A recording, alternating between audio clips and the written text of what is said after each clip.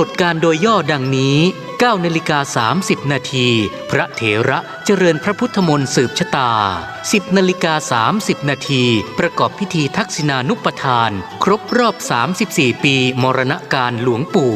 11 นาฬิกาถวายเครื่องไทยทานภัตตาหารเพลแด่พระสงฆ์12 นาฬิกา 30 นาทีมอบทุนการศึกษาให้นักเรียนจำนวน100 ทุนขอเชิญร่วมเป็นเจ้าภาพ 1. เครื่องไทยทานถวายแด่พระสงฆ์ชุดละ 1,500 บาท 2. เจ้าภาพทุนการศึกษาทุนละ500 บาท 3. เจ้าภาพภัตตาหารโรงทานตามศรัทธาติดต่อร่วมบุญได้ที่พระครูวิสิทธิ์บุญญากรเจ้าอาวาสหรือพระสมศักดิ์ปัญญาวโรรองเจ้าอาวาสบัญชีธนาคารกรุงเทพสาขาตลาดแม่มาลัยเลขที่ 458-0-169-367 ชื่อบัญชีพระอธิการอินคำจิตตปุญโญ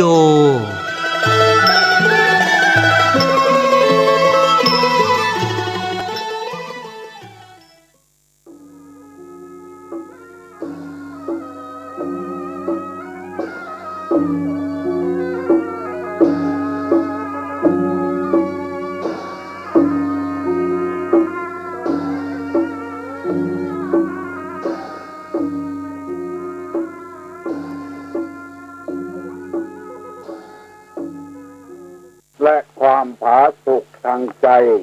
จงได้มาบังเกิดมีกับท่านสาธุชนคนดีผู้เจริญในศีลผู้เจริญในธรรมทุกท่านพร้อมกันนี้ขอยกมือ10 นิ้วกราบอาราธนาเอาคุณพระแก้วเจ้าทั้ง3บุญศีลบุญทานที่ท่านผู้ฟังทั้งหลายได้กระทำปั้มเป็นมาคุณพ่อคุณแม่คุณครูบาอาจารย์ผู้ประสิทธิ์ประสาทวิชาความรู้เสื้อวัดเสื้อวาเสื้อบ้านเสื้อเมืองพระสยามเทวาธิราชสิ่งศักดิ์สิทธิ์ทั้งหลายอันรักษาบริเวณคงเขตล้านนาไทยเป็นต้นว่าพระบรมธาตุเจ้าดอยสุเทพพระธาตุเจ้าหริพุนชัยจังหวัดลำพูนพระธาตุเจ้าลำปางหลวงจังหวัดลำปางและพระธาตุเจ้าดอยกองมูจังหวัดแม่ฮ่องสอนพระบทพระบาทพระธาตุพระนั่งพระนอนพระนาคปกสิ่งศักดิ์สิทธิ์ทั้งหลายขอครูบาเจ้าศรีวิจัยเป็นต้นขอยกมือ10 นิ้วอาราธนาและเชิญชวนมาพบปักรักษาพระสงฆ์พระเจ้าครูบาอาจารย์ที่เปิดวิทยุรับฟังรายการตลอดถึงท่านสาธุชนคนดีทุกท่านให้มีความสุขกายสุขใจตลอดกาลนานก่อนที่จะได้ดำเนินรายการต่อไปนั้นขอนิมนต์และเชิญชวนท่านผู้ฟังทั้งหลายไหว้พระเพื่อเกิดความเป็นสิริมงคลกับตัวกับครอบครัวกับธุรกิจหน้าที่การงานการเดินทางเพื่อเป็นสิริมงคลต่อไปว่าพร้อมกันเนออะระหังสัมมาสัมพุทโธภควาพุทธังภควันตังอะภิวาเทมิกราบสวากขาโตภควตาธัมโมธัมมังนะมัสสามิกราบสุปฏิปันโนภควโตสาวกสังโฆสังฆังนะมามิกราบหันทะมะยังพุทธัสสะภควโตบุพพะพะภาคณะมะกะลังกะโลมาเสนะโมตัสสะภะคะวะโตอะระหะโตสัมมาสัมพุทธัสสะนะโมตัสสะภะคะวะโตอะระหะโตสัมมาสัมพุทธัสสะนะโมตัสสะภะคะวะโตอะระหะโตสัมมาสัมพุทธัสสะพุทธังสรณังกัจฉามิธัมมังสรณังกัจฉามิสังฆังสรณังกัจฉา มิตุติยัมปิพุทธังสรณังกัจฉามิตุติยัมปิธัมมังสรณังกัจฉามิตุติยัมปิสังฆังสรณังกัจฉามิตติยัมปิพุทธังสรณังกัจฉามิตติยัมปิสังฆังสรณังกัจฉามิอิติปิโสภะคะวาอะระหังสัมมาสัมพุทโธ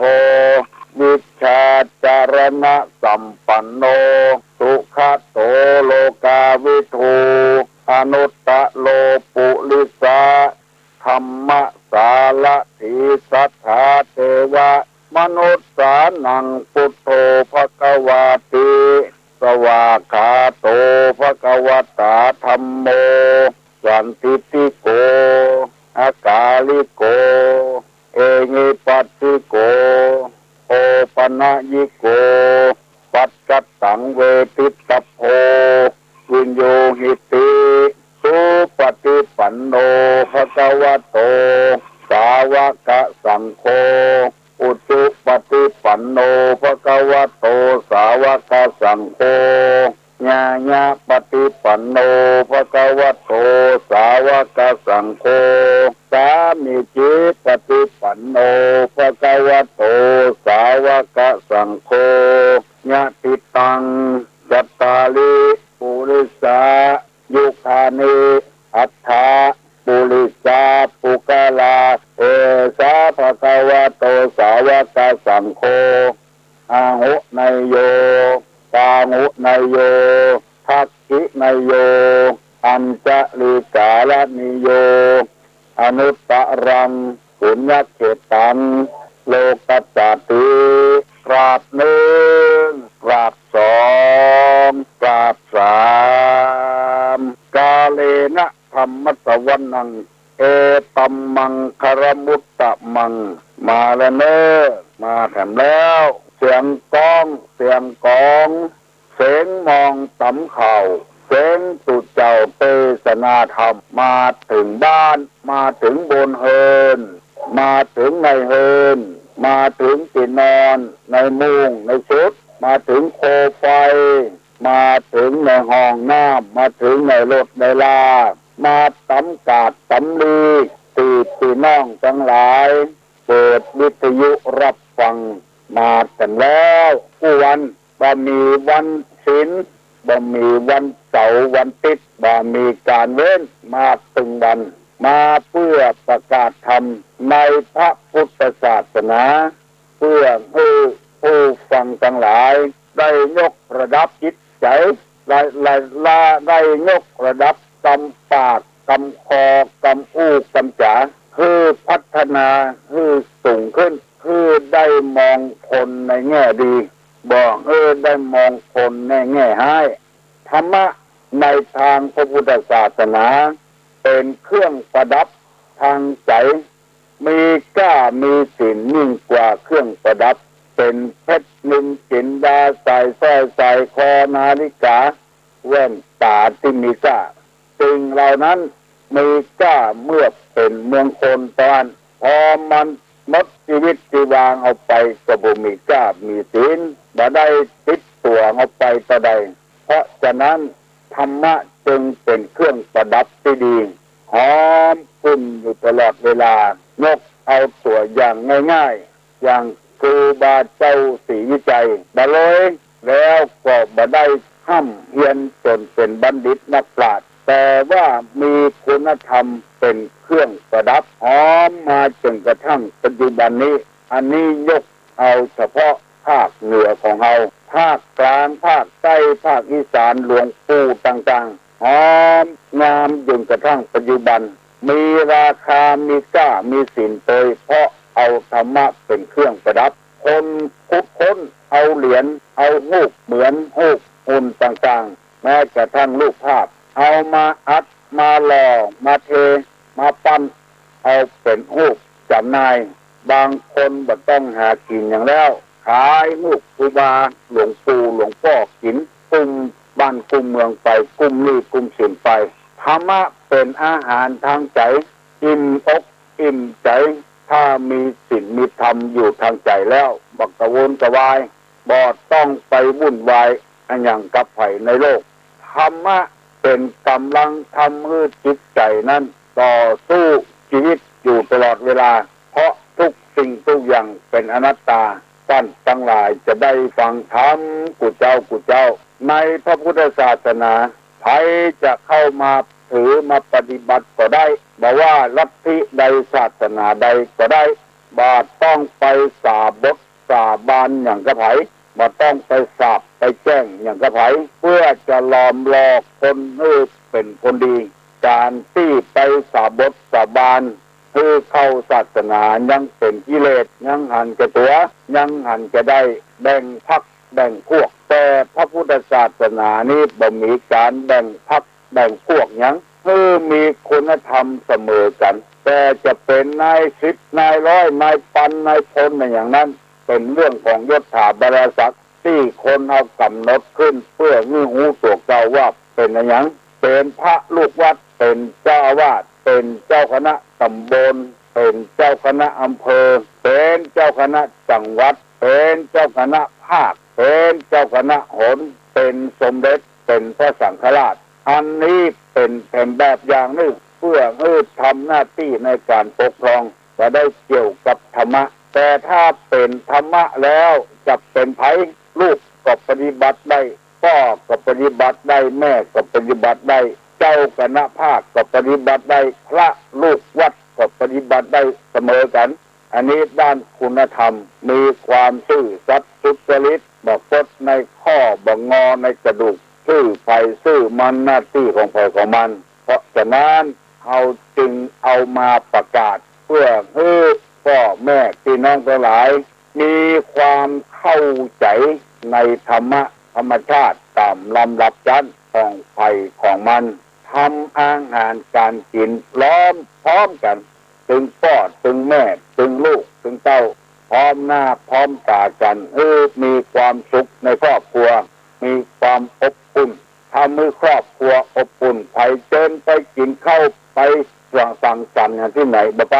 7 วันได้กินข้าวร่วมกันครั้งหนึ่งเหมือนกับคนโบราณกินไปกันถึงวันแวดวงอันโตถ้าพ่อบ่ลงมือก่อนแม่บ่ลงมือก่อนลูกบ่ลงมือกินพร้อมหน้าพร้อมตากันแล้วก็ถือโอกาสได้สอนกันคำโตเข้าเพราะว่าเวลาอื่นนั้นบ่เคยมีเมาไปทำเวียกทำการทำงานเอากันคำโตคันพันโตเข้าเพื่อให้ลูกให้เต้าได้ฟังในเวลานั้นแล้วบ่เครียดพูดกันตามภาษาพ่อแม่ลูกในสมัยนั้นลูกกับพ่อกับแม่จึงประสานงานกันได้มีความเคารพนับถือกันสอนตำเข้าจะได้จิเข้าจะได้คือครอบครัวได้มีความสุขตุลงได้นำเอาธรรมะมาเสนอลูกพี่น้องทั้งหลายบางคนอาจจะลืมไปแล้วเมื่อตะวานี้ว่าคนอย่างเปิ้นอย่างเฮานี้สามารถรับฟังธรรมะได้ผู้คนเพราะมีสติปัญญาอยู่ฟังแล้วม่วนใจสามารถละจากความบดีคือเป็นคนดีได้ดังจะหูจากโทรศัพท์มาเล่าคือตุลุงฟังว่าแม่ประเดี๋ยวนี้ดีจัดนักมาเนอตุลุงบอกให้จมให้แซมเหมือนแต่ก่อนแล้วว่าก็ดีจัดนักมาในตุลุงแต่ก่อนกินเหล้าเมายามาทลายบ้านจองนึกว่าเป็นของดีของเท่พอได้ฟังธรรมะพระพุทธศาสนาจากตุลุงแล้วดีขึ้นมาอ่อนน้อมอ่อนโยนขึ้นมาบางคนก็ว่าเมียผมดีจัดนักแต่ก่อนกินข้าวงาแล้วขึ้นล่องเซาะเหล้าฟันเปิ้นตามบ้านตามจองประเดี๋ยวนี้ย่างละบัดไปละอยู่กับบ้านเที่ยวหันเที่ยวนี่ซักผ้าซักตัวล้างถ้วยล้างจานมาสารภาพกับตุลุงว่าธรรมะในทางพระพุทธศาสนานี่สอนก็คือสะบดสะบานมือหันแก่ตัวหันแก่ได้คนเฮามีจิตมีใจเหมือนกันอย่างกรรมโบราณเป็นว่าใจเจ้าใจใคร่ห้อยอยู่ที่เดียวกันบางคนกึดบ่งูบ่ได้กึดหูก็เลยว่าใจเฮาเนี่ยดีกว่าเปิ้นว่าเงือเปิ้น มาเป็นหยังแต่ถ้าว่าของเฮานี่บ่ได้ประเดี๋ยวนี้ฮู้จริงมาแล้วครอบครัวก็มีความอบอุ่นขึ้นที่หาค้าขายบัดใจจ่ายสุรุ่ยสุร่ายประหยัดไว้เป็นการดีคนอย่างเส้นอย่างเฮานี่ฟังได้รับได้สำหรับลักษณะคนที่บ่ฮู้จักทำนั้นบ่ใช่คนอย่างเฮานี่คนที่บ่ฮู้จักทำตุลุงนำมาเสนอแต่ว่า1คนเมาเหล้า2คนเดินเลิก3คนเป็นผีบ้า4เป็นคนทุกข์คับแค้นใจ5เป็นคนที่โกรธ6เป็นคนอดอยาก7เป็นคนที่โลภ8เป็นคนด่วนได้เจ้าไฟในกามหมู่นี้เป็นต้นวันนี้จะได้นำเอามาเสนอให้พี่น้องทั้งหลายได้ฟังต่อเล่าถึงคนที่เมาเหล้าคนที่เมาเหล้านี้บ่มีสติควบคุมในจิตในใจเวลานั้นจะเป็นภัยก็จ้างเป็นพ่อก็จ้างเป็นแม่ก็จ้างอย่าไปสั่งไปสอนมันกำลังเมาเหล้ากำลังเมาบางเพื่อตีหัวกันโดนตีแล้วก็มีคนไปเอามันได้ตีแล้วมันถูกตีแล้วมันกำลังโคตรแค้นอยู่มันโดนตีแล้วมันจะเอาคืนสกรรมแล้วเอาบุหูเรื่องอูราวไปเอามันออกมันจะไปเอาก็จักมันออกมันบ่มีธรรมะนโมแล้วมันแค้นมันโคตรแล้วมันเมาละพอมีที่ตีก็ปิ๊กมาตีเขาแทนที่เขาว่าถ้าเอากิงออกกิงมาตีให้อย่างเงี้ยก็หาโดนตีแล้วกิงเอาหาไว้หยังคือหาจะเอาแก้แค้นสกรรมมาได้ครับบ่ใช่ขอกิงมาเอาหาลงปิ๊กมาตีเขาแทนเนี่ยมันกำลังเมาแล้วอย่าไปสั่งมันอย่าไปสอนมันเอาใจมันเมียก็ได้จะไปด่าผัวเขาบ้านเขาจองมาเมาเขาบ้านเขาจองมาเอาแล้วด่าไก่ด่าเป็ดปุ้นโธ่ไก่พวกไก่ก้างหมูนี่เนี่ยข้ามบักเข้าเล่าเขาหลองข้ามมาเมากะเหล้าอะนะเอาเห็นแล้วด่าคนก็ว่าด่าไก่กันแน่ไว้คำเดียวจดอกกันละหุยไวโอ้ว่ามันเมาก็เตาะตอมเอาอยากไปว่าอย่างที่มันคำเดียว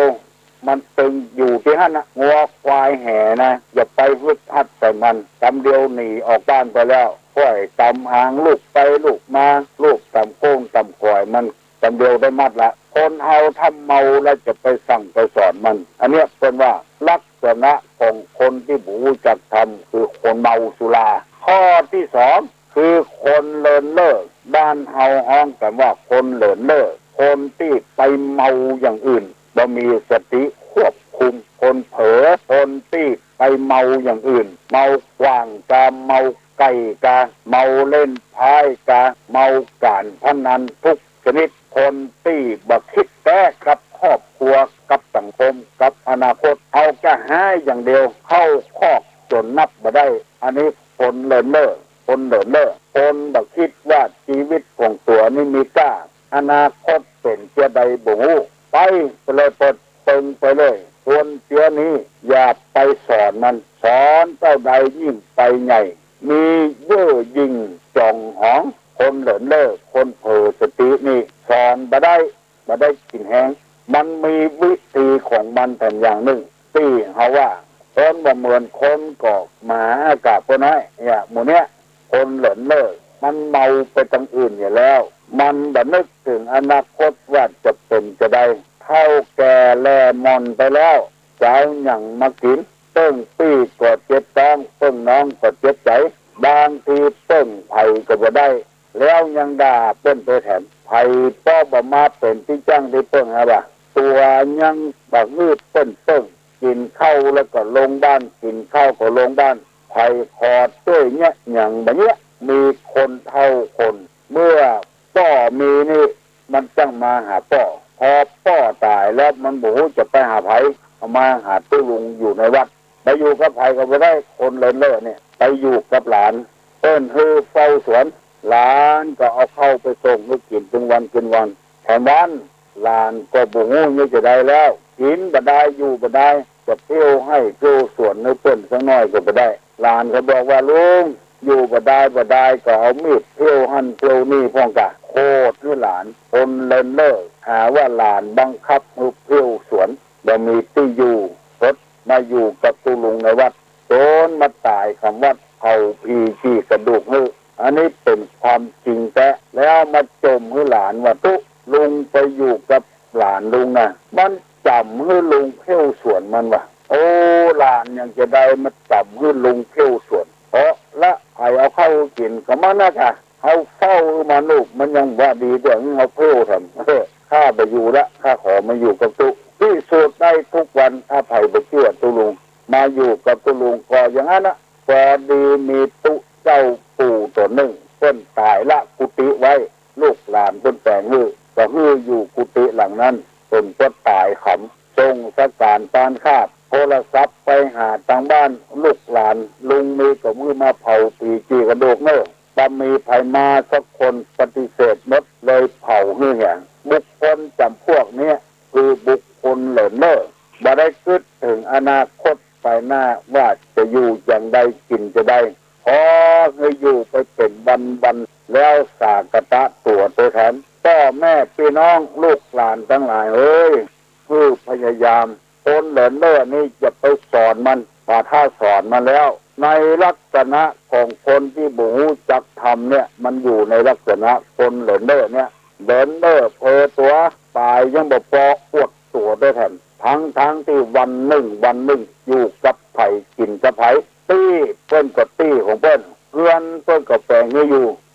ในตี้เปิ้นบ้านของเปิ้นแฝงให้อยู่บับเพลวบับพัดบับพอบับควายอย่างเปิ้นซักอย่างทั้งที่ตัวบ่ได้สร้างบุญคุณอย่างเปิ้นทำฮื้อแล้วเปิ้นยังบ่กึดตัวยังบ่พอ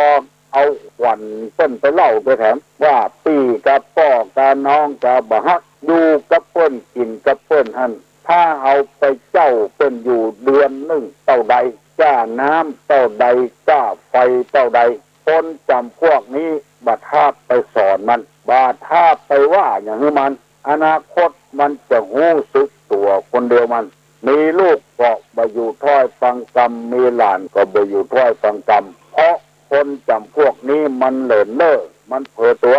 มันสากตะตัวทั้งที่อยู่ได้ถึงวันเนี่ยบ้านก็บ่ต้องเจ้าก็ยังสากตะตัวอยู่คนจำพวกนี้บัดท่าไปเตะบัดท่าไปสั่งไปสอนเพราะว่านิสัยเปิ้นเป็นอย่างนั้นแล้วตายยังทำบักวอเปิ้นมีการมีงานอย่างบาดจ้อยไผเลินเล่อเผลอตัวบัดจ้อยอย่างเหลือไผจ้อยเหลืออย่างไผสักคนมันนิสัยเป็นเจ้าอันมาเมินแล้วอันนี้ก็ขอคือตั้นทั้งหลายมีลูกมีหลานมีปู่ป้านาอาผู้เป็นเจ้าเฮาบ่ต้องไปสั่งไปสอนมันตามลักษณะทำในทางศาสนากล่าวไว้ว่าคนที่บ่ฮู้จักศีลบ่ฮู้จักธรรมคือคนจำพวกเนี้ยอย่างพี่น้องทั้งหลายต้องออกไม่ออกคือเจ้าพนายที่อยู่ที่ฟังเวลาเนี้ยผมฟังกันบางคนบ่มีวิทยุฟังให้ลูกให้หลานไปซื้อเช่นฟังกันแควบ้านแควเมืองตัวบ่ได้ฟังอย่างเฮานี่บ่เป็นอย่างปลอดภัยสั่งได้สอนได้เอาบ่เผลอเล่อบ่เผลอตัวบางคนมาสอดตุลุงว่าเปิ้นฟังวิทยุของเปิ้นมีเสียงก้องออกเปิ้นเขาใส่เปิ้นว่าเปิ้นเอาศพโรงเรียนละฟังเสียงก้องลงเปิ้นใส่เปิ้นอันเนี้ยคือคนที่ว่าปะทะปรมะคนที่สอนบ่ได้ยังเปิ้นใส่เปิ้นว่าเป็นเอาศพโรงเรียนเปิ้นฟังกันแค่บ้านแค่เมืองตัวเองนั้นบ่ชอบรับไปว่าเนื้อเปิ้นแถมคนจำพวกนี้เปิ้นฮ้องกันว่าคนที่บ่ฮู้จักศีลบ่ฮู้จักธรรมมันเอาใจตัวเองมันว่าตุลงนำมาเสนอได้2ข้อแล้วเนอะ1คนเมาเหล้า2คนเล่อคนที่บ่คิดมั่นหมายมั่นเหมาะในชีวิตของตัวเองอยู่ไปเป็นวันให้ทำไอ้อย่างจะทำบันทึกถึงใจเปิ้นบ่เอาใจเปิ้นมาใส่ใจตัวบ่เอาใจตัวไปใส่ใจเปิ้นอยู่ให้มันเสี่ยงเป็นวันได้สตางค์มาแล้วก็กินไปเสี่ยงไปเสาะแถมบ่ให้มันเพิ่มเติมต่อให้มันนักหนาปาป้านขึ้นไปสอนมันเตะเสียใดมันก็ตึงบ่ฟังเพราะว่าอุปนิสัยสร้างไว้ในแต่อดีตชาติในชาติปางก่อนแล้วมาถึงชาตินี้บุคคลจำพวกนี้ จึงเป็นคนเจ้าอีบอกว่าทุกเจ้าบอกว่าพนายบอกว่าจะเป็นกำนันผู้ใหญ่บ้านบัดทางห้องมันมาสั่งมาสอนคนจำพวกนี้คนเมาเหล้ากำลังเมาอยู่คนกำลังลื่นเริงในชีวิตของตัวเองอยู่ปล่อยให้มันเขาจะเหมือนกับว่าวที่มันเหลืองโลมอยู่จะไปน็อกมันเตื้อจะไปน็อกเตื้อกำเดียวหัวปักกระดิกปิกระวำแล้วปล่อยมันเหลืองโลมอยู่หั่นก่อนถ้าเมินเข้าถ้าลมอ่อนไปก็กล้วยน็อกตัวน้อยอันนี้ฝากไว้เนอะสำหรับคนที่จะสั่งสอนคนให้ลูกเป็นคนดีให้หลานเป็นคนดีมีหลายคนมาโทรศัพท์มาขอตุลุงช่วยเหลือว่าลูกก็ดีหลานก็ดีกำลังเมาคอมพิวเตอร์เมาเล่นเกมเมาเพื่อนเมาฝูงบัดท่าห้องมาว่าห้องมาด่ามันเป็นคนรักผู้เก่งอันยังก็มาลงนี่ปนตกเสียงคนอื่นยังบอกว่าพ่องทั้งที่ตัวมีความผิดบารับผิดชอบคนจำพวกนี้เป็นว่าคนบ่หูทำบ่หูจักศีลบ่หูจักธรรมก็ออกไม่ออกศรัทธานาบุญทั้งหลายยกมือไหว้เนอสัพพโลคาวินิมุตโตสัพพสันตาปวัตติโตสัพพเวระมติกันโตนิพุตโตจตุวังภวสัพพิติโยวิวาจันตุสามหโลโควินาศตุมาเตภวตวันตลายโยสุขีติขายุโกภวะภิวาทนาสีนิจเนจังวุฒาปัจจายโนจัตตาโลธรรมาวัฏทันติอายุวันโนสุขังพลัง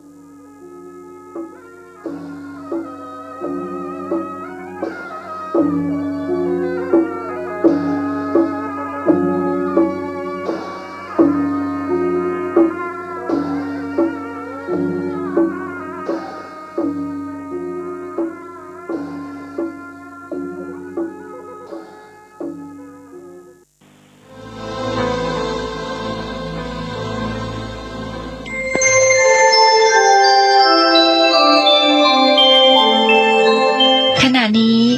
ท่านกำลังฟังสถานีวิทยุกระจายเสียงพระพุทธศาสนา FM 104.5 เมกะเฮิรตซ์ว่าตัวแคนน่ะเป็นอย่างแม่ออกบ้านเฮาก็จะต้องได้น้อยเอาละเนอลุกกันละเนอ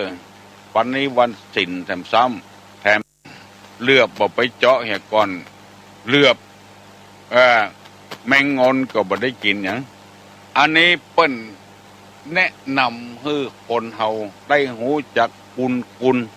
ของผู้ที่บุละทำบุญคุณไว้ให้ก่อนถ้าบ่มีเปิ้นก็บ่มีเฮาในวันนี้จะไปตกต้นไม้ตายพ่องตกน้ำบ่อตายพ่องตกน้ำตายพ่องตกคันใดตายพ่องพิกลพิการแขนหักขาหักเฮาอยู่มาได้ก็เพราะเหตุว่าเปิ้นดูแลเฮาพอกปล่อยเฮาบ่ฮือหายบ่ฮือขาดแล้วบาดไปตกหันบาดต่ำนี่ร่างกายก็อยู่ดีอยู่ได้อยู่เปิ้นก็เพราะว่าพ่อแม่คอยดูแลรักษาเฮาเหมือนกับแมงงนพ่อแม่เหมือนกับเหลือบไปเจาะหนังงัวหนังควายแหกก่อนแล้วก็มันเหลือหั่นแมงงนเช่นจะได้มรดกไอ้อย่างต่างๆความเป็นอยู่อย่างต่างๆบางคนนี่บ้าเอามากึดเหี่ยเลยว่าได้เปิ้งพ่อเปิ้งแม่เพราะอันหยังเป็นคู่เป็นคนมาเพราะอันหยังได้ห้ำได้เฮียนมาเพราะอันหยังบ่ได้กึดเหี่ยเลยบักได้กึดบุญคุณของเหลือบกึดว่าตัวเองเป็นคนฮิคนหาคนกล้าคนขายที่บ้านจันสวนความจริงก็ของพ่อของแม่นั่นแล้วเอาได้สืบมาได้อยู่มาก้าลำพังตัวเฮามีอย่างพ่องกึดติดได้ใหม่มาส่วนมากจะเป็นมือถือเหียรถเครื่องรถยนต์เหียทรัพย์สมบัติที่เฮาอยู่กินตึงวันเนี่ยเฮาบ่ได้คำนึงจึงเป็นเหตุที่คนเฮาได้ห่างวัดห่างบาห่างศีลห่างธรรมด่าพ่อได้ด่าแม่ได้ด่าครูบาอาจารย์ได้หูมาลวกมาเพาะไผบ่ต้องไงหยังนักนะมอกคุยมอกสะล้อมอกซึ้งเนี่ยเป็นมาเพาะไผ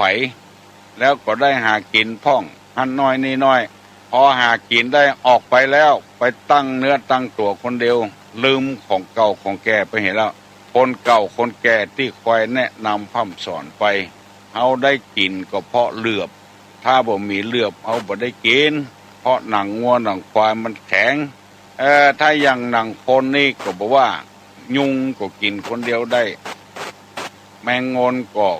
กินซอกกินคนเดียวได้แต่หนังที่มันสำคัญนั้นเปิ้นฮื้อกึดนี่อย่างเปิ้นฮื้อกึดว่าฮื้อคนเฮาเนี่ยใจอ่อนลงมีกตัญญูมีกตเวทิตาต่อพ่อต่อแม่ถึงแม้นเปิ้นตายแล้วก็ยังบ่ลืมคำสั่งคำสอนของพ่อของแม่เด้อปะกินสุรุ่ยบทใจสุรุ่ยสุร่ายพยายามถนอมทรัพย์สมบัติของพ่อของแม่ไว้อันนี้เปิ้นเฮาว่าแมงงอนกินย้อนเหลือกได้กินก็เพราะเลือกเจาะมาเหี่ยก่อนมีที่บ้านที่สวนให้ลูกได้ปากันได้อยู่ได้กิน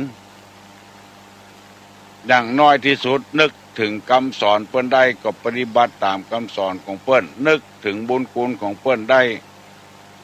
บ่ฮู้ว่าจะตอบแทนบุญคุณได้ที่ไหนก็มีวัดมีวาผู้ฮู้ทั้งหลายก็ยังมีการตอบแทนบุญคุณอย่างบักกี่วันนี้ลูกสาวฝันหาพ่อมันแม่มันก็ปามาวัดทำสังฆทานเหี่ยมัดติ่นมัดมือเหี่ยก็สบายใจละถึงลูกบ่ฮู้บุญคุณพ่อแม่ก็แนะนำพ่อตายละแม่เป็นคนแนะนำแม่ตายละพ่อเป็นคนแนะนำเพราะมันอยู่กับกันกินกับกันเฮาว่าเฮาบ่เปิ้งพระอาศัยไผบ่ได้จะต้องเพิ่งพระอาศัยกันอยู่บางอย่างบางครั้งบางคราวก็ต้องเพิ่งพระอาศัยกันเฮาไปเพ่งโทษกันอย่างเดียวนั้นบ่ได้ต้องมีพระคุณอย่างใดอย่างหนึ่งวันนี้นำมาเสนอกรรมว่าแมงงอนกินย้อนเหลือกย้อนนี่ก็เพราะว่าก็คือเพราะกินกับเลือกนะกินกับเพราะกินเพราะเลือกหรือกินกับเลือกกินย้อนเลือกได้กินได้ตานก็ย้อนพ่อนอนย้อนแม่อย่างมูเนี้ยอันนี้เป็นกรรมเก่ากรรมแก่ที่พระสงฆ์พระเจ้าบางรูปบางตนว่าบักให้ถูกเพราะว่าบัจใจคนเก่าคนแก่แต่หันอย่างพ่องเห็นอย่างอันนี้ของไผของไข่บ่ฮู้อันเนี้ยมันบ่ถูกบ่ถือที่ตุลุงนำมาเสนอนี่คนเฒ่าแก่บอกว่าตุลุงว่าถูกเพราะตุลุงเป็นคนเก่าคนแก่พ่องคนใหม่พ่องตันสมัยพ่องกินทุเรียนได้อยู่บางคนบ่ตันสมัยกินทุเรียนบ่ได้5เลาะจะตันแต่ก็ตันบ่ตันงอกเหิมก็ยังแควนไม่ว่ามันถูกกันเมื่อได้นำเอากรรมโบราณมาเสนอแล้วกรรมว่าแมงงอนกินย้อนเหลือบแมงงอนได้กินเพราะย้อมเหลือบแล้วประเดี๋ยวนี้จะได้นำเอาคติธรรมเรียกว่าจริยธรรมของชาวบ้านโดยทั่วไปที่เป็นหัวหน้าครอบครัวเป็นหัวหน้าคนเป็นหัวหน้าเจ้าหมู่เป็นหัวหน้าในตำบลในอำเภอในจังหวัดถ้าหากว่าบ่มีคุณธรรมเหล่านี้แล้วจะเป็นพ่อหลวงดีก็บ่ได้กำนันดีก็บ่ได้เป็นหัวหน้าคนดีก็บ่ได้เพราะฉะนั้นจงให้ปากันประกอบด้วยคุณธรรม4อย่างแล้วจึงจะได้เป็นหัวหน้าคนที่ดี1มีสังฆะวัตถุ 4เช่นฮือตานมีปิยวาจามีอัตถจริยาและสมานัตตา2มีพรหมวิหารทั้ง4คือมีเมตตากรุณามุทิตาอุเบกขาข้อ3มีทันตาแปลว่ารู้จักปรับปรุงตัวเข้ากับสิ่งแวดล้อมกับหมู่บ้านนี่เรียกว่าทันตาข้อที่4นี้มีอยู่4อย่างเรียกว่า อคติสี่อย่างคือเว้นจากอคติสี่อย่างอคตินี่เป็นที่หูกันทั่วไปแปลว่าฮักบ่เต้ากันจังบ่เต้ากันฮักเบื้องย่ำแคมฮักหมอนี้นักฮักหมอนั้นน้อยจังหมอนี้นักจังหมอนี้น้อยไผเลียแข้งเลียขาเป็นชอบคนนั้นไผที่ทำงานซื้อไปซื้อมาบ่ชอบหาวิธีกำจัดออกจากที่จากทางบางทีผู้หลักผู้ใหญ่ตักเตือนผู้น้อยก็บ่ชอบทะเมาะตั้งข้อหาว่าคอยเปิ้นพ่องอิจฉาเปิ้นพ่องพวกนี้เป็นต้นทั้งที่ตัวมีโทษอยู่บ่คำนึงถึงโทษตัวเก่าคนก็เลยอยู่ด้วยกันบ่ม่วนบางทีทำผิดทำพลาดผู้หลักผู้ใหญ่ตักเตือนหาว่าผู้ใหญ่ขอยอิจฉาบ่ใครฮืออยู่ตัวอย่างนั้นอย่างนี้บัดทีหมอนั้นยังฮักยังแปลงหมู่นี้เป็นต้นบ้านเมืองจึงวุ่นวายปี้ขวายน้องขวายปี้ก็มีเพราะพ่อแม่มีอคติต่อลูกลำเอียงต่อลูกมันมีอยู่4ข้อด้วยกันวันนี้ตุลุงจะบ่สามารถอธิบายได้ถึง4ข้อได้จะพยายามอธิบายเตื้อข้อคือมันแจ่มแจ้งจะได้อยู่กับกันอย่างมีความสุขบางทีผัวกับเมียดีแท้ผัวใหม่เมียใหม่ไปเติกกับลูกละเมาะลูกบ่พอใจบ่ชอบพ่อนะพ่อลูกติดเมียพ่อนะสาพักก็บ่ชอบใจลูกติดเมียเอากับลูกเอากับแม่เปิ้นบ่เอาลูกเปิ้นเอากับพ่อเปิ้นบ่เอาลูกเปิ้นเกิดความขัดแย้งกันตลอดเวลามีอันใดที่จะแก้ไขได้เรื่องนี้เอาเงินเอาคำมาแก้ไขก็บ่ได้นอกจากเอาคุณธรรมนั้นมาแก้ไขได้ถ้าหากมีคุณธรรมแล้วใจมันจะกว้างใจมันจะใหญ่ใจบ่แคบใจพอแล้วหันแล้วได้ยินเสียงเมื่อใดก็จังเมื่ออันเพราะเฮายังขาดคุณธรรมศีลธรรมอยู่ความชั่วของเฮาพอบหันไปหารกับของคนอื่นอยู่ติ๊กแล้วก็ทำให้โคตรให้เกียรติหมุนไปหามันอยู่ติ๊กทำให้โคตรให้เกียรติให้จังไปถามคนนั้นน้อยคนนี้น้อยอันเนี้ยเกิดอคติเกิดขึ้นบางทีเฮาอ่อมเปาะอ่อมปล่อยจะได้อยู่หั่นแล้วบ่ได้สักกรรมคนอื่นเอาไปเหียโคตรเกียรติทำให้ความวุ่นวายเกิดขึ้นในบ้านในจองของเขาเคยอุปละเคยพอกเคยกวายเมินเข้านิสัยตัวเองบ่ดีโผล่ขึ้นมาคนนั้นก็ไปเกาะกับคนอื่นกินกับคนอื่นแล้วก็โกรธขึ้นพระพุทธเจ้าว่าฮื้อพ่อตัวเก่านักฟังพ่อคนอื่นเตื้อพ่อตัวเก่านักเท่าใดอคติจะบ่เกิดขึ้นกับจิตกับใจถ้าไปพอเปิ้นติ๊กเนี่ยอคติมันเกิดขึ้นตัวเองก็ลืมความชั่วของตัวเองความบ่ดีของตัวเองอคติ4อย่างนี้ควรเว้นจะไปเกิดมีกับคนธรรมดาข้อที่1เพิ่นว่าเว้นจากฉันทาคติแปลว่าลำเอียงเพราะฮักกันชอบกันเป็นพิเศษมีบุคลิกลักษณะดีกาอู้จาดีกาซักเพื่อซักผ้าซักครัวเฮือกาทำอาหารการกินเฮือกาล้างถ้วยล้างจานเฮือกาแล้วก็ไปลืมลูกศิษย์คนอื่นลูกคนอื่นเลยเป็นเหตุให้แตกแยกกันเพราะมีฉันทาคติรำเอียงเพราะรักใคร่กันเป็นพิเศษออกหน้าออกตาทำเกินลงไปเพราะจะใดเพราะว่าตุลงมีประสบการณ์เรื่องนี้มาแล้วเฮาเป็นลูกคนบ่ร่ำบ่รวยผ้าผืนเดียวเสื้อผืนเดียวเป็นขยมด้วยกันแถมคนนั้นเปื้อนของเฮานะเปื้อนหน้าตาปกติผ้าพรปกติมีเปลี่ยนไปเวียงนี่หัวเฮาหูจะไปเวียงนี่เอาขยมไปตัวบ่เฮาไปแล้วก็หลีกเลี่ยงเฮาแถมตัดให้ขยมไปอยู่ตะหันตะนี่ถ้าหัวเฮาหูว่าจะนัดหมอนั่นหมอนี้หูแล้วแต่เฮาบ่ปากบ่ว่าหยังอันนี้เรียกว่าฉันทาคติแปลว่าเมื่อมีความลำเอียงนักเข้าก็ผลก็ปรากฏออกมาผ้าผ่อนต้อนสบายกาของกินอาหารการกินกาป ปิ้นก็เลยลักกินซ่อนก้อนซ่อนนักกินก่อนซ่อนกินดุนเอาฮื้อหมอที่เปิ้นฮักนักน้อยหมอที่เปิ้นประชอบก็ฮื้อน้อยหรือบ่ฮื้อเห็นเลยก็มียังสั่งไว้ว่าอย่าไปฮื้อมันฮู้เด้อว่าไผฮื้อก็ว่าพ่อว่าแม่ฮื้อเด้อทางที่เฮาฮู้แล้วเปิ้นเข้ามันเขินไปคนเดียวเนี่ยทำฮื้อลูกศิษย์ลูกหาบ่เคารพนับถือบ่คารวะสักการะปูชาพ่อก็จ้างแม่ก็จ้าง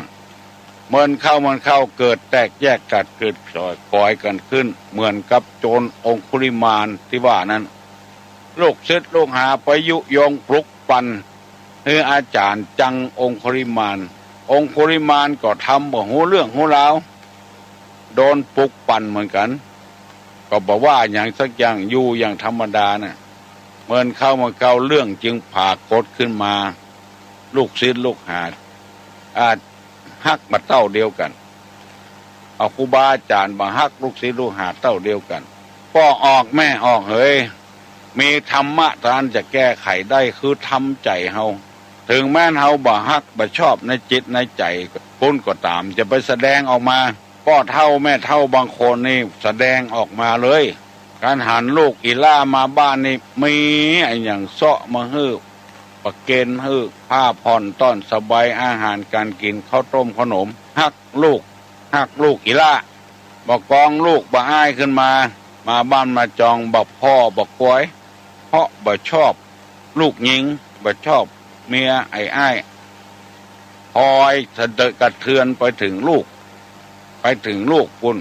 บ่อ้ายก็บ่ม่วนใจ